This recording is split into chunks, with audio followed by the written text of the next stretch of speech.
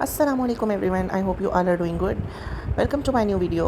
यहाँ मैं अपनी ड्रैगन हिल्स की यादों को ताज़ा कर रही थी। हम गोलगप्पे खाने गए थे, बहुत प्यारी जगह थी, बहुत प्यारी। एक हिल के ऊपर आपको हर चीज़ मिल जाती है, टेस्ट भी बहुत अच्छा था। बस अब इन यादों को याद करूँगी कुछ टाइम तक, जब तक सब कुछ सेट नहीं हो जाता। और मैंने कहा चलिए आपके साथ शेयर करती हूँ। और ये बहुत सिंपल सा हमने खाना खाया था, लेकिन बड़ा मज़े का था। और कुछ चीज़ें होती हैं ना, वो इंसान को बड़ी अच्छी लग रही होती हैं, बिल्कुल सिंपल भी। और समटाइम दिल चाहता है ऐसी चीज़ें खाने का। मैं तो बहुत दिल चाह रहा था उस दिन कि मैं गोलगप्पे खाऊँ और ये तिक्के शिक्के और इस तरह की चीज़ें। खैर, इस सब के बाद घर की रूटीन शुरू हो जाती है। घर आके हमने जब दिन में खाना खाना था, हमारे पास सब्ज़ी बनी हुई थी, सब्ज़ी बनाई थी मैंने और अच्छी बनी हुई थी। सब्ज़ियाँ भी समटाइम बड़ी अच्छी लग रही होती हैं और मुझे तो सब्ज़ियाँ वैसे भी पसंद है। यहाँ पे मैंने बड़ी अच्छी अच्छी रोटियाँ बनानी शुरू की अपनी तरफ से। आटा भी बिल्कुल अच्छा था और मतलब अच्छी रोटियाँ पक रही थी। मैंने कहा पुट्टी से रोटियाँ पका लेती हूँ और फिर उसके बाद मैं अपने बाकी काम करूँगी। रोटियाँ मैं मामूल से कुछ ज़्यादा बना रही हूँ, तो क्योंकि समटाइम ऐसे होता है ना, अगर घर पे कोई आ जाए या भूख ज़्यादा लगी हो या घर के सारे अफराद हों तो, या रोटियाँ छोटी हों, तो मैं फिर कहती हूँ बस काम ना हो जाए तो अच्छी से बना लेती हूँ। 3 4 5 जितनी भी मुझसे बनती है बना लेती हूँ। तो यहाँ पे फिर साथ साथ में हांडी को भी देख रही होती हूँ। जब हांडी थोड़ी सी रहती है ना, तो मैं रोटियाँ पकाना शुरू कर देती हूँ। रोटियाँ पकाते पकाते फिर उतनी देर में हांडी पूरी पक जाती है। ये तोरियाँ थी और साथ में आलू थे, और तोरियाँ तो बिल्कुल पक के ख़त्म ही हो गई थी।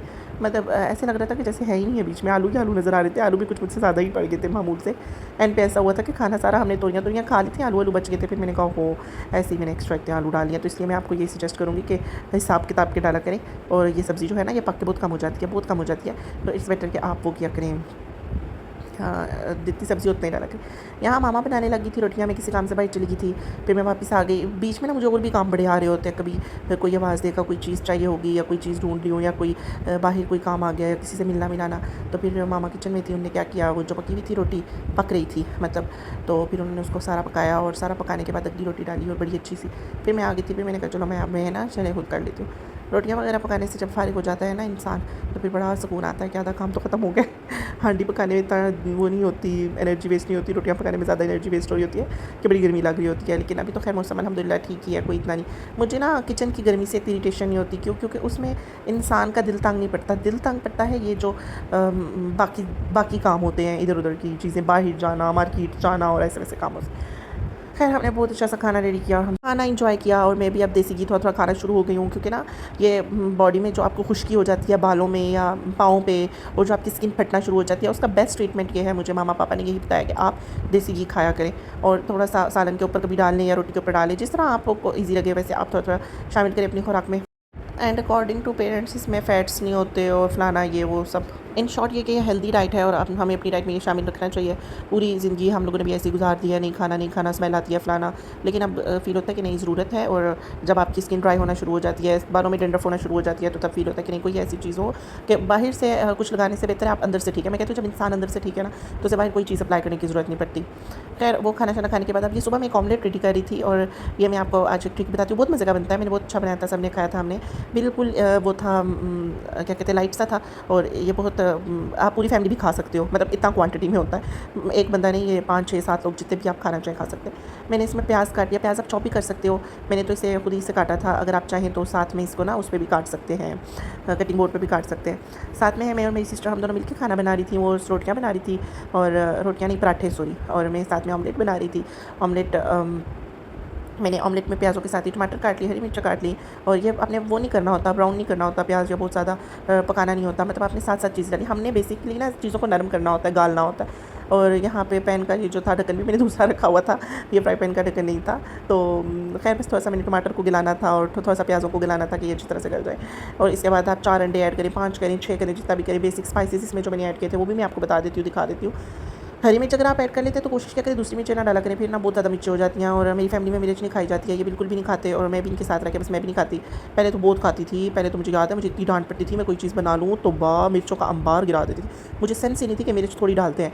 मतलब मैं अगर 1 चम्मच नमक डाली हूँ, 2 चम्मच मिर्च डालती थी, और मुझे ना बस ऑब्सेशन थी मिर्चों। तो खैर आप समझ आइए कि मिर्चों से टेस्ट नहीं बनाया जाता। असल टेस्ट जो होता है बाकी चीज़ों से, बुनाई से और इस तरह से बनाया जाता है। पराठे भी बहुत टेढ़े मेरे थे, लेकिन खैर कोई बात नहीं, शुरू में ऐसा ही होता है, मेरे साथ भी ऐसा ही होता है। और जब इंसान सीख जाता है ना, फिर परफेक्शन खुद ही आ जाती है। माओं का ज़ाहिर है तजर्बा है, 20 साल 30 साल 40 साल, उनकी और हमारी कुकिंग में फ़र्क तो होगा। हमारा कितना तजर्बा है, 4 माह 5 माह 1 साल 2 साल, तो फिर फ़र्क तो होगा। लेकिन फिर भी हम बहुत अच्छी कर लेते हैं, शुक्र है। कुछ लोग तो बिल्कुल पूरी ज़िंदगियाँ गुजार के भी नहीं कर सकते।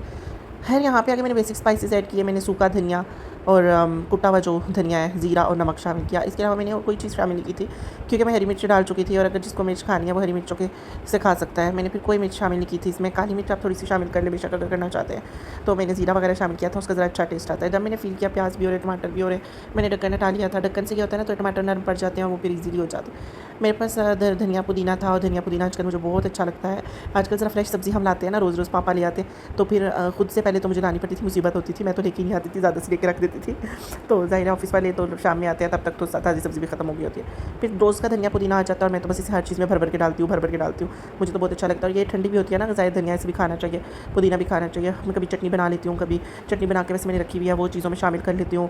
कभी धनिया पुदीना तो ऐसे भी फ्रेश डालना चाहिए। अमूमन लोग इसको पसंद करते हैं, पता नहीं कौन से लोग होते हैं जो ऐसी चीज़ों को पसंद नहीं करते। मुझे जिंजर गार्लिक से बहुत ऑब्सेशन है, वो तो मेरा बस चले मैं अंडों में भी डाल के खाऊँ, क्योंकि उससे क्या होता है ना, बहुत अच्छा टेस्ट आ जाता है। खैर यहाँ मैंने अंडे वगैरह भी शामिल किए, थोड़ा सा उसको कवर किया, भुनाई शुरू की, थोड़े से अंडे पक जाए कि कच्चे कच्चे ना रहे। ऑयल भी बहुत मुनासिब सा डाला हुआ था, एक्स्ट्रा बिल्कुल भी नहीं डाला था, क्योंकि इजीली खाया जाता है। जब नॉर्मल ऑयल हो ना तो इजीली चीज़ खाई जाती है। अगर आपके पास बंद गोभी, शिमला मिर्च और सब्जियाँ हैं तो आप बेशक वो भी ऐड कर लें, वो भी ऑमलेट उन चीज़ों से भी बनता है। लेकिन मैं जब बनाती हूँ मैं तो ऐसे ही बनाती हूँ, वो वाला फिर मैं वैसे बनाती हूँ ना, वो जो तवे पर बनता है, इस तरह हिलाया नहीं जाता, वो एक साइड पका के और उसे पलट के लाइक रोटी की तरह, वो वैसे ज़रा अच्छा लगता है नॉर्मल जो ऑमलेट होता है। ये पैन वाला तो मैं ऐसे प्याज टमाटर और हरी मिर्च के साथ ही बनाती हूँ, और ये बहुत मज़े का बनता है। आप इसे ज़रूर ट्राई कीजिएगा, बहुत ईजी सा है, हार्डली 5 से 6 मिनट के अंदर बन जाएगा। बस ये है कि आपने प्याज पकाने नहीं है बहुत ज़्यादा, ये नरम करना मकसद होता है, पके हुए नहीं होते, ये ब्राउन शाउन नहीं हुए हुए होते। और टमाटर भी बारीक बारीक काटे, अगर तो आपसे नहीं कटना तो आप चॉप कर लें इन्हें, मैं तो चॉपर में भी कर लेती होती हूँ, लेकिन आज बस मैंने हाथों से किए थे। साथ में पराठे भी रेडी हो रहे थे, पराठे भी बस ऐसे थे कि अब ज़ाहिर है बच्चों को भी सिखाना होता है, घर में जो बाकी छोटी बच्चियाँ उन्हें भी सिखाते हैं, हम खुद भी सीखते हैं। आजकल घर वीरान हुआ हुआ है, बस ड्यूटियों वाले ड्यूटीज़ पे चले जाते हैं। ड्यूटीज़ पे भी क्या, किसी की ट्रांसफ़र आ रही है, किसी का कोर्स आ रहा है, किसी की साइट आ रही है, तो इस तरह से घर वीरान हो जाता है। फिर बहुत दिल उदास होता है। शाम के टाइम तो ऐसी उदासी छाई हुई होती है, मैं कहती हूँ शामें क्यों इतनी उदास होती है, पता नहीं मेरी होती है या आप सबकी भी होती है। चलिए जी, मेरा ऑमलेट रेडी हो गया था। इसी के साथ वीडियो को एंड करते हैं। अपना बहुत ख्याल रखिएगा, मिलते हैं नेक्स्ट वीडियो में। अल्लाह हाफिज़।